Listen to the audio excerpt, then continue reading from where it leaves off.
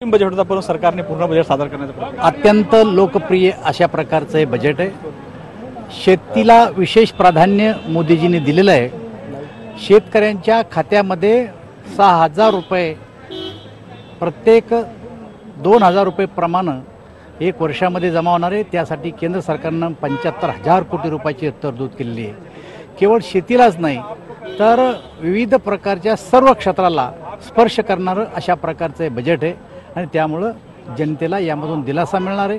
5 लाख रुपयापर्यंतचे रुपयाला टॅक्स लागणार नाही अशा प्रकारची सुद्धा घोषणा करण्यात आली। संपूर्ण कर्जमाफीविषयी चर्चा होती शेतकऱ्यांसाठी, पण त्याबाबत कुठलं झालं नाही, फक्त 6,000 रुपये प्रतिवर्ष देण्याचं। मला असं वाटतं की प्रत्येक राज्य सरकारने वेगवेगळ्या योजना आणून राज्यातली शेतकऱ्यांच्या कर्ज माफ केलेलं आहे आणि अजूनही राज्य जर पुढच्या काळात करतील तर केंद्र सरकारची त्याला काही अडचण नाही आहे। तुम्ही खासदार म्हणून या बजेटला किती मार्क द्या? या बजेटला 100% मार्क आम्ही देतो, कारण अनेक सर्व क्षेत्राला स्पर्श करणारं हे बजेट आहे। धन्यवाद रावसाहेब। हे होते दयाशोध दानवे यांचं असं मत आहे की सर्वसामान्यांसाठी हा बजेट आहे। नवी दिल्लीहून कॅमेरामॅन राकेश कुमार, विनोद आठवड, TV9 मराठी।